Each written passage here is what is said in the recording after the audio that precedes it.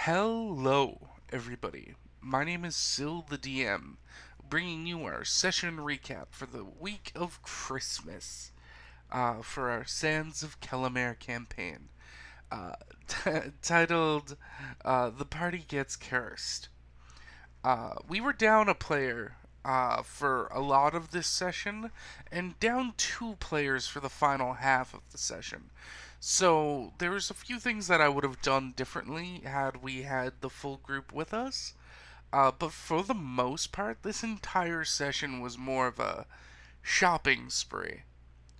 The players, having earned some money given to them by Lord Galveston, returned, planning to escape the city of Calimare to avoid the wrath of Cairn and the other cultists, now that they had interrupted their plans for the obelisk. They were hoping to visit Laputa, a separate city that none of them really knew anything about except Riok. Not sure how they were going to get there. Some magic, they figured.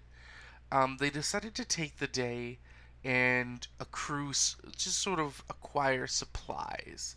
At first, they went to Bishala's Antiquities, a magical item and curio shop.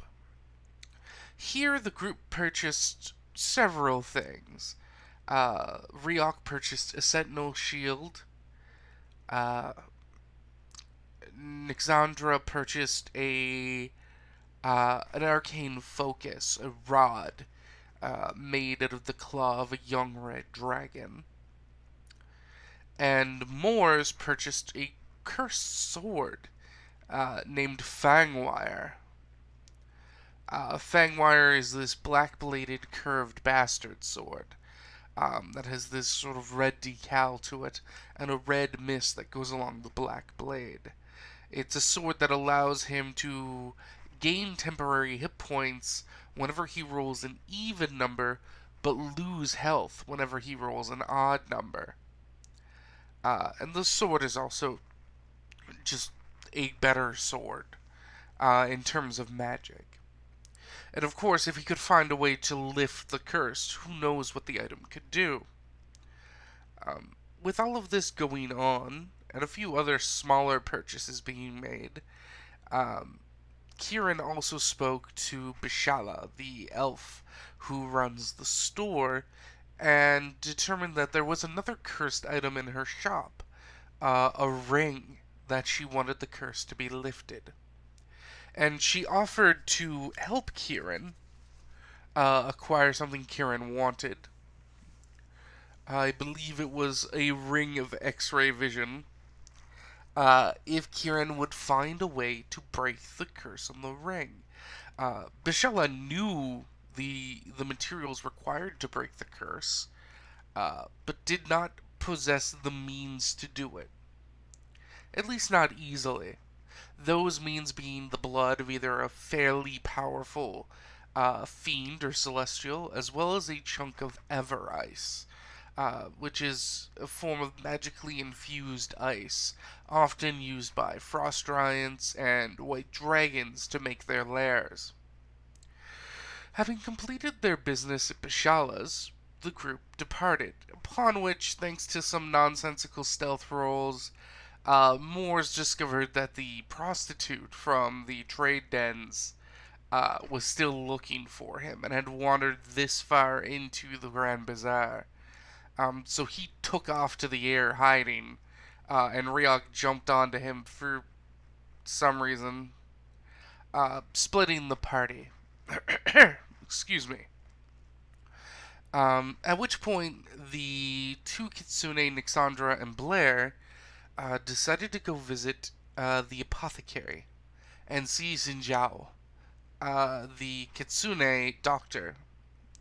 There they purchased a great many potions, regular cure wound potions, more advanced wound potions, as well as a few potions that cure diseases and alleviate poisons. Beyond this, and it was a fun little bit of RP flavor, uh, but the three women in the group, Kieran, Blair, and Alexandra, decided to all just get checkups before they were leaving. The doctor, when they told him they were leaving and going traveling, just asked if they made sure to, get their checkup and make sure that everything was all right with them. And that led to about 40 minutes of roleplay where the doctor did perform a physical on each of them, um, just making minor reports about their general health, and giving them advice to try and live a healthier life and take care of their bodies a little bit better. Perhaps things the players or characters might not have noticed about themselves. It was a good little bit of RP, uh, not super mechanically relevant because uh, I mean, it's D&D. PCs don't go run around catching the flu. Uh, but I do like the player characters being human, being normal people who rise to the amazing occasion over them being ridiculous godlike beings who just aren't normal people, and everyone can tell by looking at them they're not normal people. So the fact that the three of them decided to interact with the doctor this way and go, you know what, I've never been looked at by someone who's a trained medicine person. Maybe there is something wrong. And I tried to make it as interesting as I could for having to improv three physical checkups uh, pretty much on the fly. While this was happening, Moores and Riok landed in the trade dens at a brothel they couldn't read the name of, and spent most of their day hiding out there, purchasing non-alcoholic drinks, uh, though I think Moores bought ale, and paying the waitress over a year's salary to keep her quiet about Moore's location.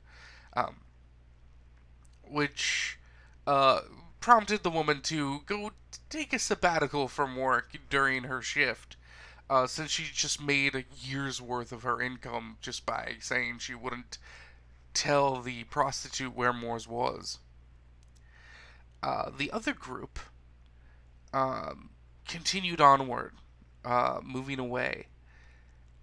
They wanted to hit up a blacksmith or a general items store, and I had them roll on a chart of different shops I have, because I've designed the bazaar quite expansively.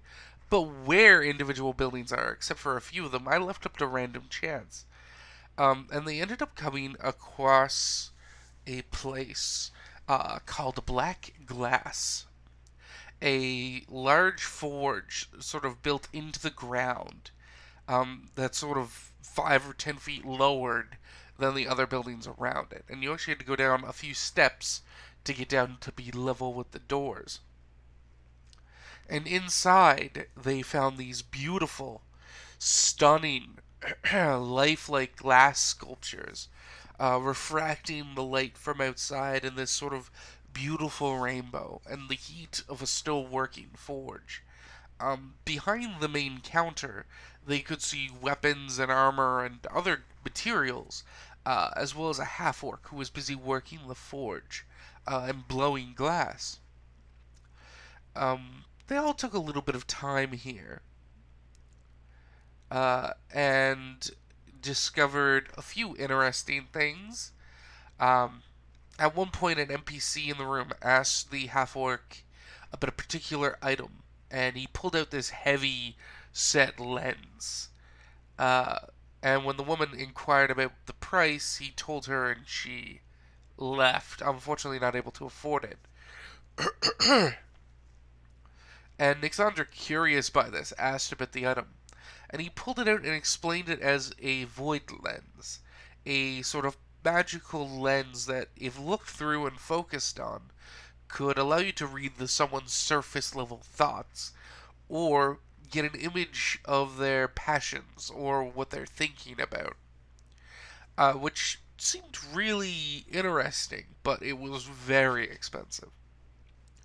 Throughout this, Nixandra ordered a basic adventurer's kit, an explorer's pack, which the half orc pulled out from a section beneath the main desk, and also ended up purchasing a cursed sword, uh, a scimitar, I believe. Or no, it was just a long sword.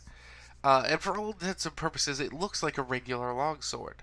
But when pulled from its scabbard, it erupts blood, like arterial discharging blood. Um, and as you just move the blade around, it's constantly dripping blood. That's phantasmal. The blood is an illusion, and it disappears after 6 seconds. Uh, Nixandra was quite smitten with the weapon and decided to purchase it. The player originally wanted to purchase it to give to Moors, the blood hunter who, having earlier bought a cursed blade, this would seem like a really cool gift. But Nixandra also really loved the idea of the sword and hasn't given it up yet. Through all this, I don't remember. Kieran did buy a rapier, a glass steel rapier. This beautiful masterwork weapon. I run masterwork weapons in my campaign. It's not something that's in 5th edition, it's something from older editions, but they are essentially weapons that are easier to hit with because of their balance and the quality of their make, but they don't deal more damage and they aren't magic. Uh, it's something very common in Pathfinder. But I like the idea of there being a middle step between a regular weapon and a magic weapon. Just a weapon of supreme craftsmanship. Mundane craftsmanship, but still supreme. And this beautiful rapier would replace Kieran's old rapier for no issues. Uh, Blair also ended up buying a 400 gold statue, I want to say, of a unicorn. She had looked at the dragon statues as well, but ultimately decided on this beautiful glass steel statue of a raring unicorn. And again, it's so lifelike that when the light hits it, it almost looks like the horse is following you with its eyes. And its mane is so real that at any moment it looks like it might jump to life.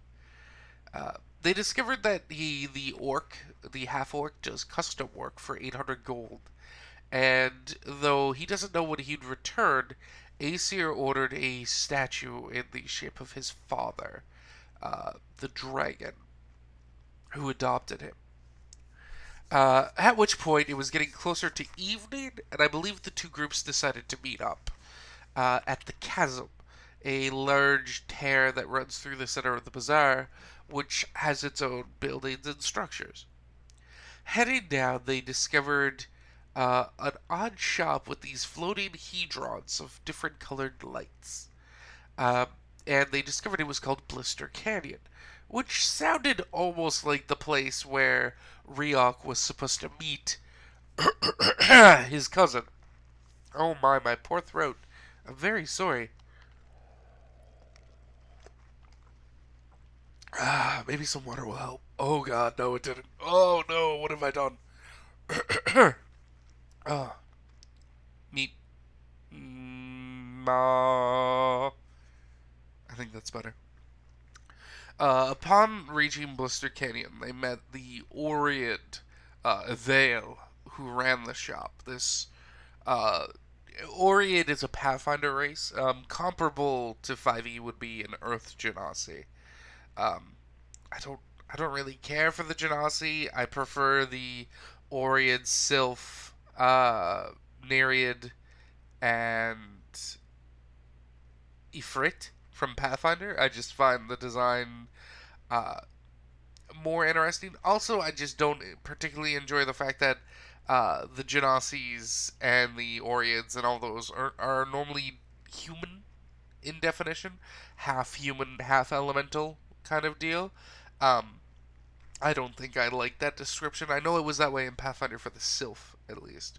But Avail runs this magic shop, and someone was asking him for like a magic stick or a club.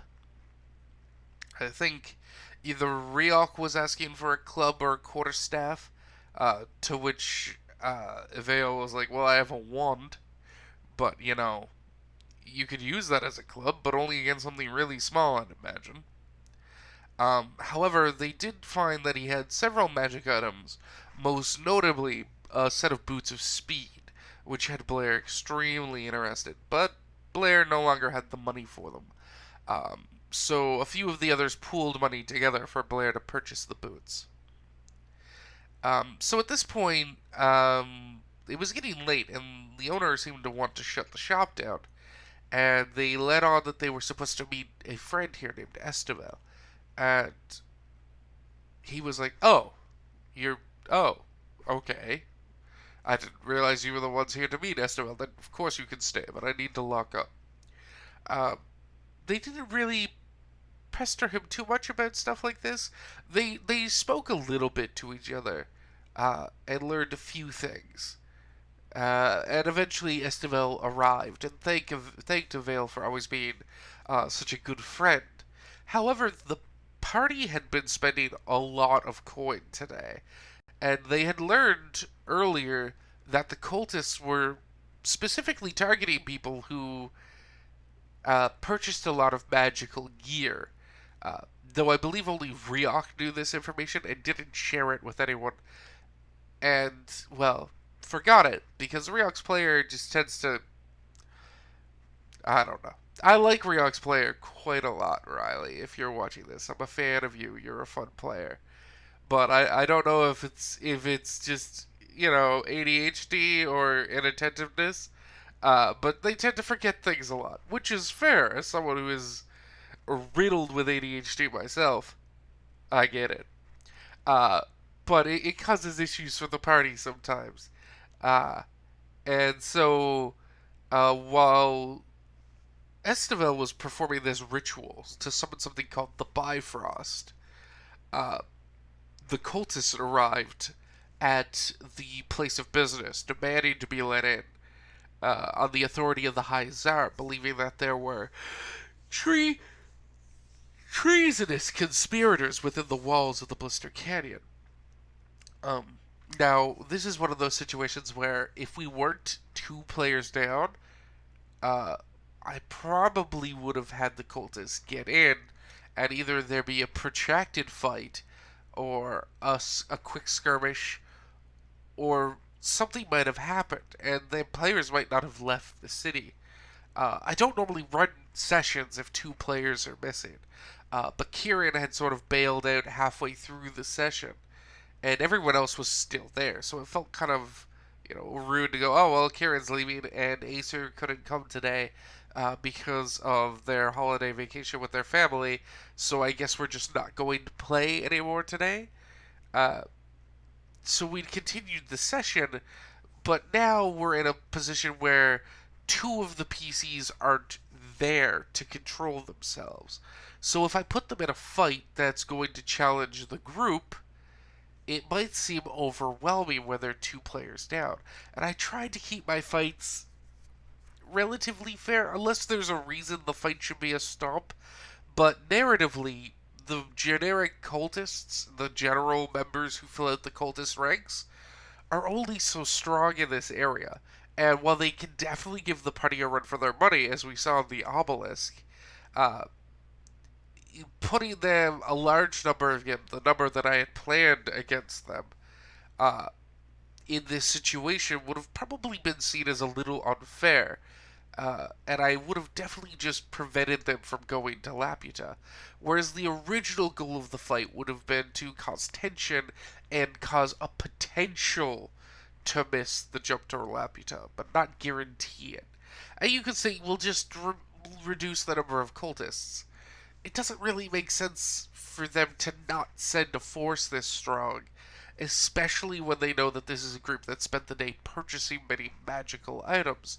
They've clearly been dogging and following and stalking these players, and they understand that they have recently purchased a lot of powerful gear.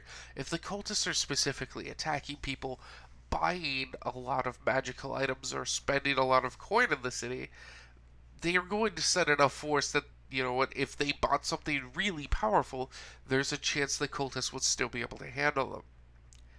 Uh, so if I reduced the numbers, it would have made it look like the cultists were underestimating their prey, And that's just not the way these cultists function.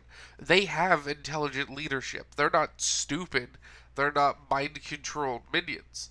They are religious fanatics, maybe, but and certainly stupid for other reasons, but they're not dumb. And I don't like to make things and encounters dumb just for the sake of uh, trying to make it fit better for the situation at hand. Because the world doesn't work so beautifully, and coincidences only go so far.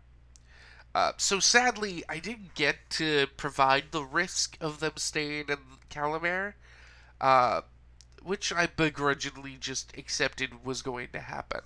And the group traveled up the Bifrost to appear on Laputa, where they discovered these massive 80 to 150 foot tall buildings all around them in this massive street. And they are all just sort of looking around, staggered. The air is very thin and hard to breathe, and the sky is brilliantly clear. And it was then they saw the first citizen of Laputa outside of Estival that they've met, this massive cloud giant. And now home, Estival removed the bead from his arm, a band of beads that sort of suppress his body down to the size of a regular human, allowing him to expand to his normal cloud giant height. I think for Estival that was about 19 feet. He's kind of short for a giant. And the players were all a little shocked, and Ryok was like, "Oh yes, didn't I tell you I'm from, a city of cloud giants?" To which, most people were like, "No, you did not mention this." At which point Estival picked the party up and carried them a block over, noticing that a block is quite far, because the city is sort of to scale for giants.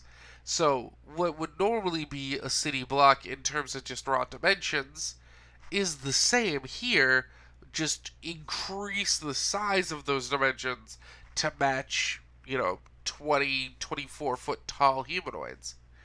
Uh, and they were taken over to Festhala, a large structure, again, 180 feet, 150 feet tall building, but instead of all the others, which look giant, with like large giant windows and doors, this one, it looks like the higher levels are broken into much smaller floors. And Ryok explained that this is the area where most half giants and small folk who live in the city live. It's almost like its own city within the city. It has a market district, it has trade. Craftsmen work and live their whole lives here. There's basically like a little internal town center on the other side of a large bar. Uh, and then, of course, the upper levels, which form individual apartments. So the group all went in very exhausted and quite thirsty and hungry.